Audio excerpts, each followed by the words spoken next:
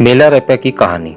Milarepa एक तांत्रिक के रूप में और एक गुरु के रूप में दोनों में विख्यात हैं और उन्हें तिब्बत का बुद्ध भी कहा जाता है। मैं हूं आपका दोस्त देवेश प्रताप। चलिए शुरू करते हैं। अतीत में एक समय ऐसा भी था जब तिब्बत देश पूरी तरह आध्यात्मिक और मानवीय चेतना को समर्पित था। तिब्बत की जमीन पर रोजमर्रा की जिंदगी में आध्यात्मिक और सांसारिक बातें आपस में गुथी हुई थी। तिब्बत की संस्कृति में मेलारेपा का नाम अपने एक अलग पहचान रखता है। कम उम्र में ही मेलारेपा के सिर से पिता का साया उठ गया था। उसके पिता के पास काफी जमीन जायदाद और एक घर था। पिता की मृत्यु के बाद मेलारेपा के चाचा ने उसका सब कुछ हड़प लिया और फिर वह उसकी माँ और छोटी बहन के साथ घर के नौकरों जैसा व्यवहार करने लगा। उसने मेलारेपा को पूरी जायदाद हड़प ली और वह उन लोगों के साथ खराब तरीके से पेश आने लगा। चाचा मेलारेपा के परिवार को कई तरीकों से परेशान करता। मेलारेपा अपने अंदर प्रतिशोध और गुस्से की भावनाओं के साथ बड़ा हुआ और वयस्क होने के साथ ही वह अपना घर छोड़कर कहीं दूर चला गया। दरअसल वह अपने चाचा और चाची से उस सारे अपमान और अत्याचार का बदला लेना चाहता था जो इतने सालों तक उन्होंने उसके और उसके परिवार पर ढाए थे। मेलारेपा ने तांत्रिक शक्तियों का दुरुपयोग किया। इसके लिए उसने तंत्र विद्या सीखी और कुछ तांत्रिक क्रियाओं में महारत हासिल कर ली। कई सालों बाद वह तंत्र विद्या में महारत हासिल करके घर जो है वापस लौटा तो उसे पता चला कि उसकी माँ और छोटी बहन चल बसे हैं। यह जानकर उसका गुस्सा और भी बढ़ गया। उसने अपने चाचा से बदला लेने का विचार बनाया, लेकिन वह इसके लिए एक सही मौके का इंतजार कर रहा था। जल्दी ही उसे अपने चाचा के बेटे की शादी के रूप में यह मौका मिल भी गया। इस आयोजन पर उसके चाचा ने अपने सभी मित्रों को न्योता दिया था। जब सभी लोग आयोजन के लिए जमा हो गए तो मेलारेपा ने अपनी तांत्रिक शक्ति के बल पर घर में ओलावृष्टि करवा दी, जिसकी वजह से उसके चाचा चाची समेत 80 से 85 लोगों की मृत्यु हो गई। वह पूरी तरह ओलों से भर गई थी। वो जो जगह थी वो ओलों से पूरी तरह भर गई थी। हालांकि शुरू में अपना बदला लेकर मेलारेपा को बहुत खुशी हुई, लेकिन जल्दी ही उसे अपनी करनी पर पछतावा होने लगा। अगर कोई संवेदनशील व्यक्ति किसी चीज का दुरुपयोग करता है तो कुछ समय बाद उसे अपने भीतर से ऐसे ही अपराध बोध महसूस होता है। ऐसा सामाजिक तौर पर ज़मीर के जागने पर या फिर नैतिक कारणों से नहीं, बल्कि कहीं गहराई में हमारे भीतर ही कुछ हिल जाता है। जिंदगी कुछ इसी तरह से बनी है। मेलारेपा को भी भीतर से किसी चीज ने बुरी तरह से झंझोड़ कर रख दिया।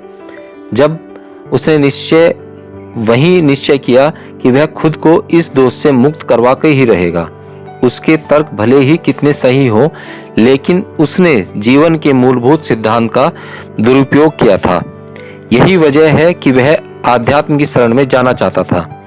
वह कुछ ऐसा करना चाहता था जिससे वह अपने पाप को इसी जन्म में धो डाले। इसलिए वह गुरु की तलाश में निकल पड़ा।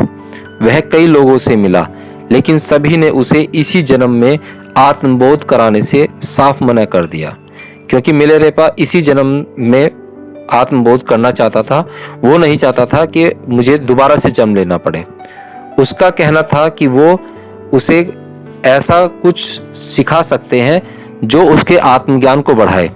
उसे दया, कृपा और प्रेम की राह पर चलना होगा, जिससे वह धीरे धीरे हर जन्म के साथ बेहतर होता चला जाएगा। लेकिन मेलारेपा को इन सबसे संतुष्टि नहीं मिल रही थी। दरअसल उसके भीतर अभी तक पश्चाताप, द्वेष और गुस्से की भावनाएं भरी हुई थी। अंत में एक व्यक्ति ने उसे मारपा के बारे में बताया कि वही उसकी मदद कर सकता है। मारपा के बारे में खास बात यह है कि यह 3 बार भारत की यात्रा कर चुका था। वह मशहूर गुरु नरोपा के शिष्य थे और उनसे वह कई तरह की शिक्षा प्रणालियां और लिखित ज्ञान लेकर उसे तिब्बत की भाषा में अनुवाद भी कर चुके थे। वह भारत के कई तांत्रिक मंत्रों का तिब्बती भाषा में अनुवाद कर चुके थे। यही वजह थे कि सभी लोग उनको जानते थे और उनको अनुवादक कहते थे। आखिर इस ज्ञान को लाने वाले भी यही थे। यह जानकर मिलारेपा मारपा की खोज में निकल पड़ा।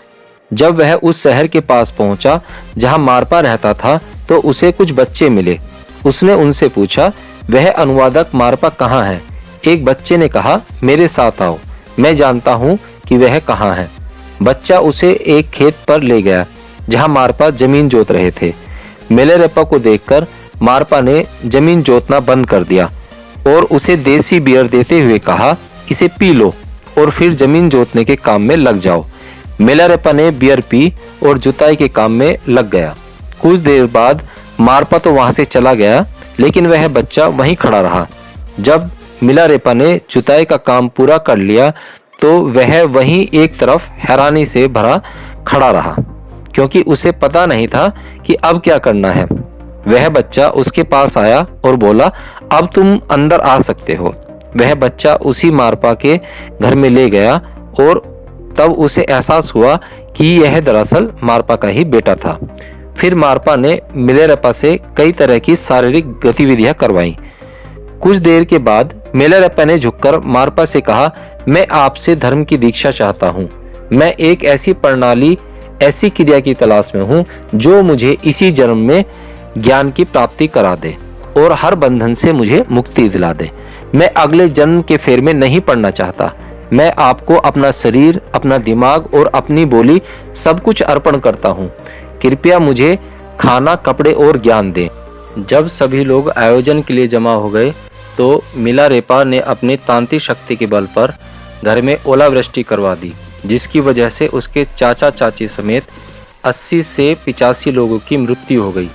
वह पूरी जगह ओलों से भर गई। यह वाकई एक खूबसूरत बात मिलारेपा ने कही थी।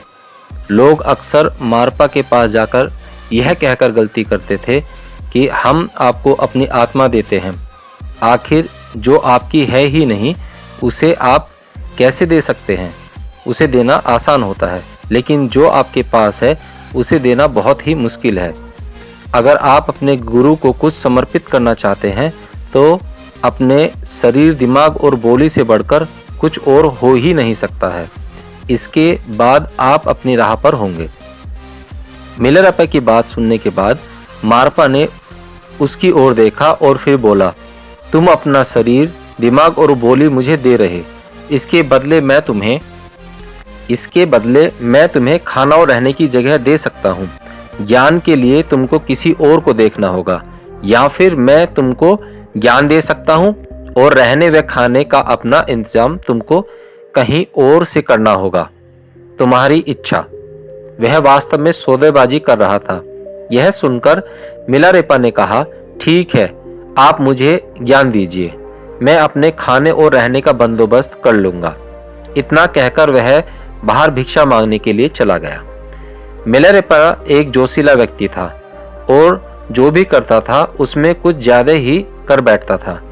वह बाहर भिक्षा मांगने चला गया और वह काफी दूर निकल गया और कई बोरे गेहूं के जमा कर लिए। दरअसल वह एक ही बार में साल भर का गेहूं जमा कर लेना चाहता था, ताकि वह मारपा के साथ बैठकर धर्म और ज्ञान की बातें सीख सके। उसने बहुत सारा गेहूं जमा कर लिया, जिसमें से थोड़ा गेहूं बेचकर उसने खाना बनाने के लिए पारंपरिक 4 मूठ वाला तांबे का एक बर्तन खरीदा।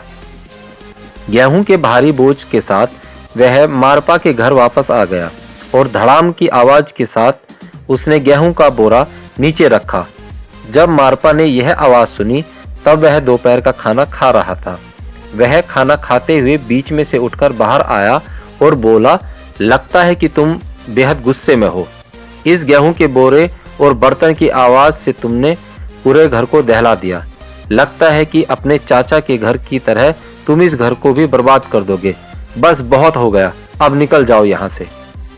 इस पर मिलारेपा गिड़गिड़ाया, आपने मुझसे अपना खाना लाने के लिए कहा था तो मैं ले आया, लेकिन यह बहुत भारी था, इसलिए रखते समय यह मुझसे संभल नहीं पाया और धम से बोरा नीचे आ गिरा। मारपा ने कहा, नहीं, तुमने रखने का तरीका सही नहीं था। तुम खाने को इस तरह नहीं फेंक सकते। इन सभी बातों का हमेशा ध्यान रखना चाहिए। दो लोगों के बीच का फर्क उसी तरह समझ में आता है कि वह कैसे बैठते हैं, कैसे खड़े होते हैं, कैसे चीजों को रखते हैं और बातों को किस तरह लेते हैं। इसलिए मारपा ने कहा, अब कुछ नहीं हो सकता। तुमने बोरे को ठीक तरीके से न रखकर उसे फेंक दिया, इसलिए तुम्हें यहाँ से बाहर जाना पड़ेगा। तुम यहाँ के लिए ठीक नहीं। तुम बाहर रहकर ही काम करो, मेरे खेत की जुताई करो और मेरा घर साफ करो। कई सालों तक मिलारेपा यही काम करता रहा। वक्त के साथ दूसरे शिष्य आते और उसके कई चीजें सीखने का मौका मिला, लेकिन मिलारेपा को न तो कोई दीक्षा मिली और न ही कोई सीख। वह सिर्फ खेत और घर में ही मेहनत करता। 8 साल से भी ज्यादा समय तक उसने बिना कोई दीक्षा या शिक्षा लिए वहां काम किया। बाकी सभी एक दिन के लिए वहां आते और कुछ न कुछ दीक्षा लेकर जाते, लेकिन उसने मेहनत करते हुए लंबा इंतजार किया। एक दिन जब सत्संग चल रहा था तो वह चुपके से अंदर आकर सत्संग में बैठ गया। हालांकि उसे वहां नहीं होना चाहिए था। मारपा वहां आंखें बंद करके बैठा था, इसलिए मिलारेपा को उम्मीद थी कि दूसरे छात्रों के साथ उसको भी कुछ दीक्षा मिल जाएगी। लेकिन बंद आंखों के साथ ही मारपा ने अपने लोगों को बुलाया और उसके साथ मिलकर मिलारेपा की पिटाई कर दी। उससे वहां से उठवाकर बाहर फिकवा दिया। ऐसा बार बार होने लगा। मिलारेपा थोड़ा इंतजार करता और जैसे ही सत्संग शुरू होने लगता वैसे ही वह चुपचाप जाकर इस उम्मीद में वहां बैठ जाता कि इस बार तो उसे कुछ न कुछ सीखने को मिल ही जाएगा। इसी तरह 13 साल से ज्यादा का वक्त बीत गया, लेकिन उसे कुछ भी हासिल नहीं हुआ। आखिर एक दिन उसने मारपा की पत्नी दमेमा से याचना की। दमेमा मिलारेपा के प्रति एक माँ की तरह सहानुभूति रखती थी। उसने कहा, आप मारपा से कहें कि वह मुझे कुछ सिखाएं, कोई एक शिक्षा, थोड़ा सा अध्यात्म। मैं कुछ भी नहीं जानता, मैं इतने सालों से यहाँ ऐसे ही बैठा हूँ। दमेमा मान गई और उसने अपने पति से अच्छे तालमेल के चलते इस बारे में बात की। तब मारपा ने कहा, ठीक है, लेकिन पहले उसको हमारे बेटे के लिए 3 कोनों वाला एक घर बनाना होगा और वह यह काम अकेला ही करेगा। मिलारेपा इस काम में अकेला ही जुट गया। वह दिन रात करके एक एक ईंट और एक एक पत्थर जोड़कर काम करता। इस काम में उसके सारे शरीर पर घाव हो गए। जिस लहूलुहान हालत में भी वह लगातार काम कर रहा था, वह दमेमा को देखी नहीं गई। उसने मारपा से कहा, उसे थोड़ा आराम दो। मैं इतने सालों से उसे अपने घर में देखती आ रही हूँ और वह मेरे लिए मेरी बेटी की तरह हो चुका है। उसकी यह हालत मैं बर्दाश्त नहीं कर सकती। इस पर मारपा ने कहा, ठीक है, उसे 1 महीना आराम करने दो और जब वह ठीक हो जाए तो उसे वापस काम पर लगा दो। दमेमा ने मिलारेपा का ध्यान रखना शुरू कर दिया। उसने उसे दवाइयाँ और खाना दिया और उसे ठीक कर दिया। उसके बाद मिलारेपा दोबारा काम पर जुट गया। घर बनाने में उसे 2 साल का वक्त लगा। जब वह पूरा हो गया तो मारपा ने उसे देखकर कहा कि मेरे बेटे के लिए 3 कोनों वाला घर ठीक नहीं है, इसलिए तुम 4 कोनों वाला घर बनाओ। मिलारेपा मान गया। वह बोला, ठीक है। मारपा ने मिलारेपा को दीक्षा दे दी और उसे एक अस्थायी कारागार में कैद कर दिया। यह कारागार कुछ खास तरह का होता है। उसमें एक व्यक्ति को बैठाकर उसके चारों तरफ दीवार बनाकर उसे बंद कर दिया जाता है। मैं किसी भी तरीके से आपके बेटे के लिए घर बनाऊंगा, लेकिन कृपया आप मुझे कुछ दीक्षा तो दें। लेकिन मारपा ने ऐसा कुछ भी नहीं किया। वह हर नए आने वाले शिष्य को दीक्षा देता रहा, लेकिन मिलारेपा इंतजार करता रहा और उसी के साथ ही अपने काम में भी लगा रहा।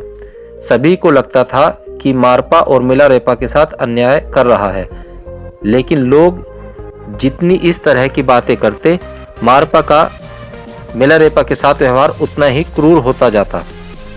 जब मिलारेपा ने 4 कोनों वाला घर बना लिया, तब मारपा ने कहा, यह अच्छा नहीं है, अब तुम 5 कोने वाला घर बनाओ। इस तरह कई साल और बीत गए। मिलारेपा अकेला ही काम में जुटा रहा और उस जगह पर इमारतें बनाता रहा।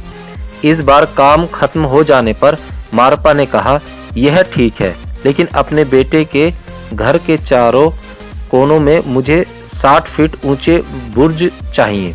इस पर मिलारेपा ने घर के चारों कोनों में 8-8 फुट ऊंचे बुर्ज भी बना दिए।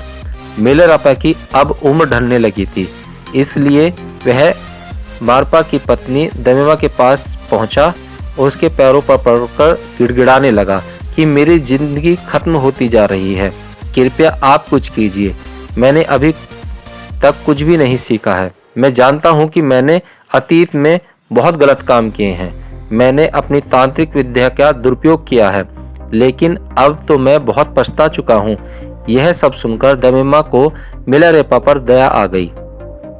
उसने फौरन मारपा की लिखावट में ही उसके एक शिष्य के नाम पत्र लिखा। ये शिष्य भी दीक्षा दे सकता था। दमेमा ने खत लिखकर उस पर मारपा की मोहर लगा दी और मिलारेपा से कहा कि वह उसे मारपा के उस शिष्य को ले जाकर दे दे। मिलारेपा उस भिक्षु के पास गया। भिक्षु ने उसे दीक्षा तो दे दी, लेकिन मिलारेपा को किसी भी तरह के अनुभव की प्राप्ति नहीं हुई। भिक्षुक हैरान था, क्योंकि जब भी वह किसी को दीक्षित करता था तो उसे कुछ न कुछ अनुभव तो होता ही था, लेकिन इस बार ऐसा नहीं हुआ। ऐसे में उन दोनों ने मारपा के पास जाकर यह पता लगाने का फैसला किया कि आखिर गड़बड़ कहाँ हो गई है। जब वे दोनों मारपा के घर पहुंचे तो मारपा उन्हें देखकर गुस्से से पागल हो गया और चिल्लाया, मेरी इजाजत के बिना इस आदमी को दीक्षित करने की तुम्हारी हिम्मत कैसे हुई? भिक्षुक ने मारपा के पत्र दिखाते हुए कहा कि मुझे आपका पत्र मिला था इसे दीक्षा देने के लिए। आप ही ने तो निर्देश दिया था। पत्र देखते ही मारपा पूरी बात समझ गया और मिलारेपा से बोला, यह दीक्षा मान्य नहीं है और तुम्हें इन अभ्यासों को नहीं करना चाहिए। घोर पश्चाताप के भाव में डूबा मिलारेपा वहां से चला गया। मिलारेपा के वहां से जाते ही मारपा फौरन अपनी पत्नी और भिक्षुक से बोला, इतने सालों में मैंने उसे लायक बनाया था और तुम दोनों ने बेकार ही दया दिखाकर मेरी सब मेहनत पर पानी फेर दिया। अब दीक्षा के लिए उसे और इंतजार करना होगा। मिलारेपा में अहम बहुत था। वह लोगों को अपना अधिकार, अपना वर्चस्व चाहता था, इसलिए वह उन पर अपनी ताकत का इस्तेमाल करता था। मिलारेपा में ये सब कमियां तो थी ही, लेकिन उसमें जबरदस्त संभावनाएं भी थी। इसलिए मारपा उसको केवल एक साधारण सा ध्यान योग सिखाकर उसकी विशाल संभावना को बेकार नहीं कर सकता था। वह उसे कुछ भी सिखाने से पहले पूरी तरह शुद्ध कर देना चाहता था। उधर मिलारेपा मारपा के घर से निकलने के बाद आत्महत्या करने की सोचने लगा। उसे ढूंढकर वापस लाने के लिए मारपा ने तुरंत किसी को भेजा। मिलारेपा वापस आया तो मारपा ने उससे कहा, अतीत में तुमने जो कुछ भी किया है उसके बोझ से निजात पाने के लिए तुम्हें कुछ तरीके बता रहा हूँ, लेकिन तुम बेहद ज्यादा वक्त लगा रहे हो। अगर तुम मेरे कहे अनुसार चले होते तो यह बोझ कब का खत्म हो गया होता। तुम सब कुछ करते हो, लेकिन निकलने के लिए चोरी के रास्ते को, बुजदिली के रास्ते को अपना लेते हो। सिर्फ इसी वजह से सालों से तुम खुद पर कुछ टालते आ रहे हो, लेकिन अब तुम्हें सही मायने में अपने अंदर से पछतावा हो रहा है, यहाँ तक कि तुम इसके लिए जान भी देने को तैयार हो। मुझे लगता है कि अब तुम योग्य हो गए हो।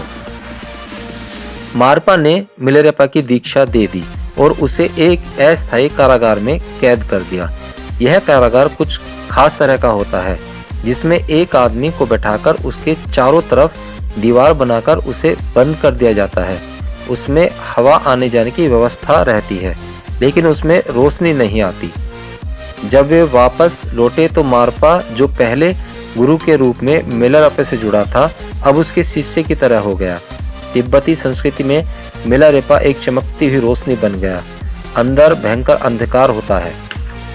दिन में एक बार खाने की थाली को अंदर खिसका दिया जाता है और जब कैदी का खाना खत्म हो जाए तो वह उस थाली को बाहर धकेल देता है।